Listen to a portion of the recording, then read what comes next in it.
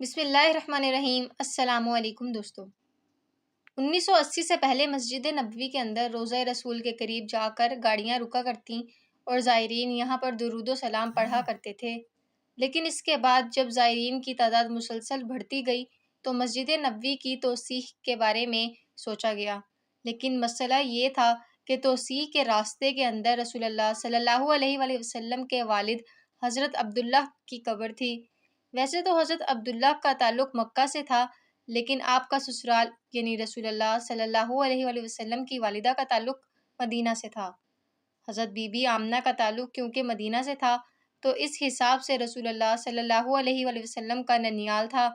جبکہ ددیال مکہ کے اندر موجود تھا۔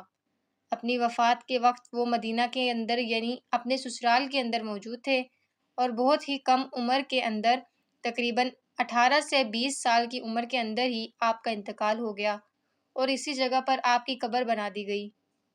1980 کے دوران پہلی مرتبہ آپ کی قبر کشائی کا فیصلہ کیا گیا تاکہ آپ کو جنت البقیع کے اندر شفٹ کیا جا سکے۔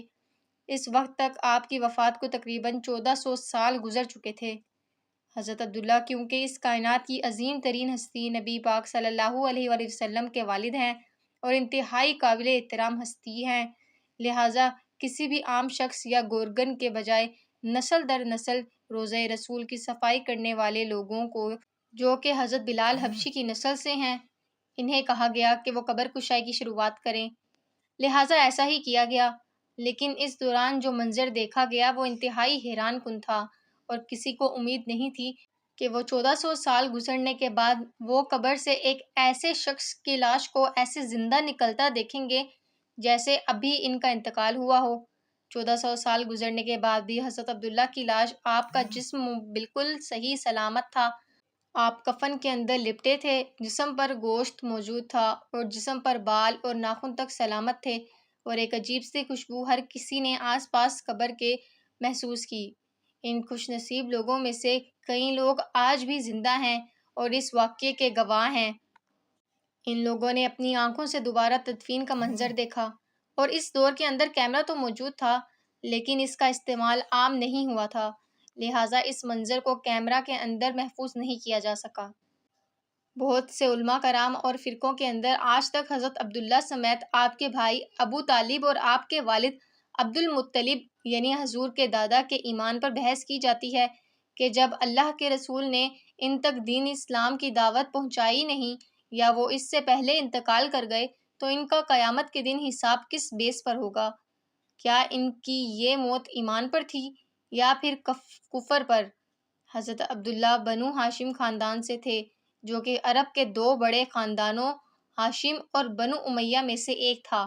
یہ دونوں قبیلے قریش قبیلے کا حصہ تھے اور بنو امیہ کے پاس قریش کی فوج کی ذمہ داری تھی، تو بنو ہاشم مذہبی طور پر سب سے محترم تھے کیونکہ وہ کعبہ کے متولی تھے۔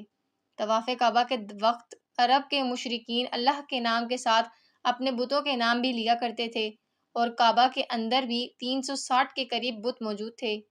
لیکن اسلامی روایات کے اندر کوئی ایسا ثبوت موجود نہیں ہے جو کہ یہ بتا سکے کہ آپ کے والد، آپ کے چچا اور آپ کے دادا بھی مشرک تھے اور انہی بتوں کی عبادت کیا کرتے تھے۔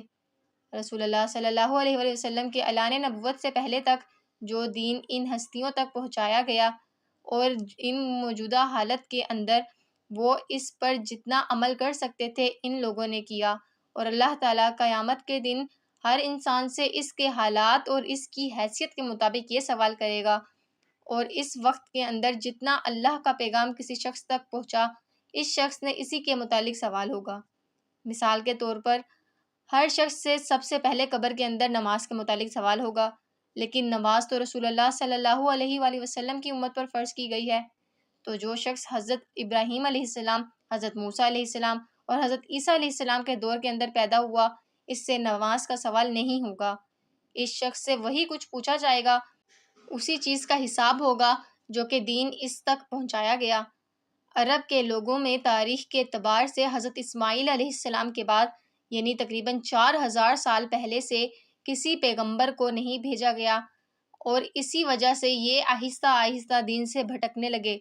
قرآن کریم میں اس زمانے کو جس کے اندر کسی پیغمبر یا رسول کو ایک لمبے عرصے کے لیے نہ بھیجا جائے، اس کو دین فطرت کہتے ہیں۔ یعنی زمانہ رسول صلی اللہ علیہ وآلہ وسلم کے اعلان نبوت سے پہلے آپ کے گھر والوں یعنی آپ کے دادا، آپ کے والد، آپ کے چچا وغیرہ نے بھی پایا تھا۔ سورہ یاسین آیت نمبر 3 کے اندر اللہ فرماتا ہے، جس کا مفہوم ہے کہ اے محمد، ہم نے آپ کو قرآن دے کر اس قوم کی طرف مبعوث کیا جس کی طرف دعوت حق نہیں پہنچی تھی، تاکہ آپ اس کو ڈر سنائیں۔ اس آیت مبارکہ میں واضح طور پر عرب کے لوگوں کا دین فطرت پر ہونا ثابت ہے، لیکن اس دعوے کے بعد جس نے انکار کیا وہ کافر کہلائے گا۔ سورہ بنی اسرائیل آیت نمبر 15 کے اندر دین فطرت کے لوگوں کے لیے اللہ کا حکم ہے کہ ہم کسی قوم کو تب تک عذاب نہیں دیتے جب تک کہ ان کے اندر کسی رسول کو نہ بھیج دیں، یعنی جن کے پاس پیغمبر نہیں بھیجا گیا تو وہ عذاب کے حقدار نہیں ہوں گے۔ لہٰذا رسول اللہ صلی اللہ علیہ وآلہ وسلم کے والد، والدہ اور آپ کے گھر کے لوگ اس تمام آزمائش اور امتحان سے آزاد ہیں۔ صحیح مسلم میں ایک حدیث ہے جس کے اندر بیان ہوتا ہے کہ رسول اللہ صلی اللہ علیہ وآلہ وسلم کے پاس ایک شخص آیا اور آپ سے سوال کیا کہ اے اللہ کے رسول، میرے والد وفات پا چکے ہیں، وہ اس وقت کہاں ہیں؟ آپ صلی اللہ علیہ وآلہ وسلم نے جواب دیا کہ وہ آگ میں ہیں، یعنی جہنم میں۔ یہ سن کر یہ شخص غمگین ہو کر جانے لگا تو آپ نے اسے اپنے پاس بلایا اور فرمایا کہ تیرا والد اور میرے والد دونوں جہنم کے اندر ہیں، یعنی آگ میں ہیں۔ اس حدیث مبارکہ کی وجہ سے بہت سے لوگوں نے اس کا یہ مطلب نکالا کہ رسول اللہ صلی اللہ علیہ وآلہ وسلم نے اپنے والد کو معاذ اللہ جہنمی کنفرم کیا ہے، جبکہ حقیقت کچھ اور ہے۔ اس حدیث کے اندر عربی کے اندر والد کے لیے استعمال کیا جانے والا لفظ والد کی بجائے ابی کا لفظ ہے،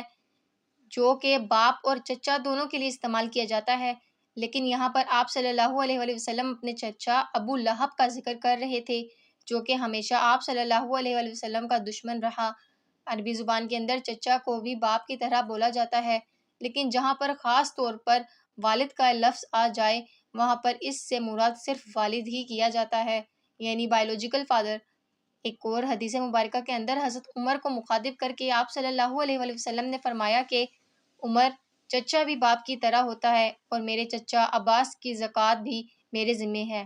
اس حدیث کے عربی الفاظ کے اندر بھی ابی کا لفظ استعمال کیا گیا ہے، جس کا مطلب ہے کہ چچا، لہٰذا رسول اللہ صلی اللہ علیہ وآلہ وسلم کے والدین اور آپ کے گھر والوں کے ایمان اور کفر کا فیصلہ ہمیں اللہ کے حکم اور قرآن کے مطابق کرنا چاہیے۔ اور جب اللہ فرماتا ہے کہ میں نے ان کو بخش دیا تو اس معاملے میں ہماری بحث کرنے کی کیا اوقات ہے، لہٰذا اس معاملے پر خاموش ہی رہنا چاہیے۔ اس کے بجائے ہمیں اپنے ایمان کی فکر کرنی چاہیے جس کے مقصد کے لیے ہمیں دنیا میں بھیجا گیا ہے۔ اللہ تعالی ہمیں سمجھنے کی اور نیک عمل کرنے کی توفیق عطا فرمائے، آمین۔